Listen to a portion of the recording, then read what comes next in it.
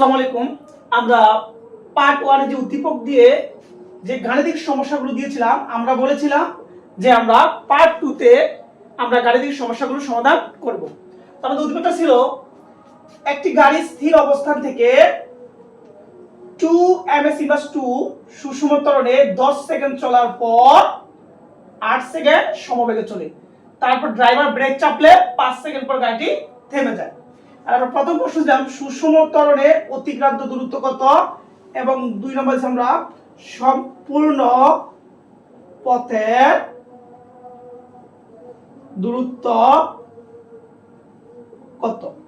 আমরা এখন 1 নম্বর প্রশ্ন সুষম ত্বরণে অতিক্রান্ত দূরত্ব আমরা নির্ণয় করব। তো যদি আমরা প্রথমে বের করি সুষম ত্বরণে অতিক্রান্ত দূরত্ব কত, তাহলে এখানে সুষম ত্বরণ কোন জায়গাটা, এই জায়গাটা হলো সুষম ত্বরণ, এই জায়গাটা হলো সমবেগ, এই জায়গাটা যেহেতু বেগ হ্রাস পাইছে তার মানে কি এই জায়গাটা মন্দ।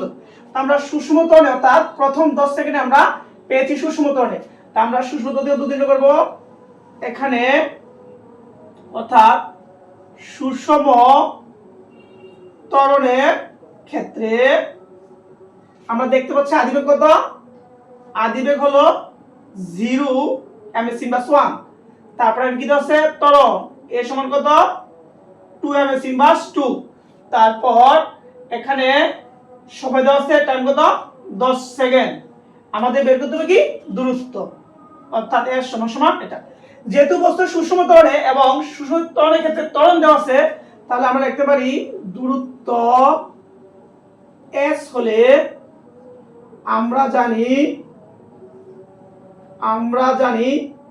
s সমান ut প্লাস হাফ এটি স্কয়ার।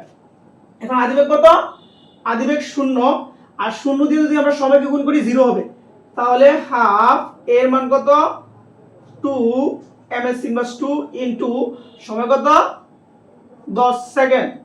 এখন যদি আমরা এই 2 কাটা দেই, অর্থাৎ আমরা এরকম লিখি যে হাফ ইনটু 2 ইনটু এটা কত 10 10 100 100, তাহলে এই 2 দিয়ে কাটা থাকে কত 100 মিটার।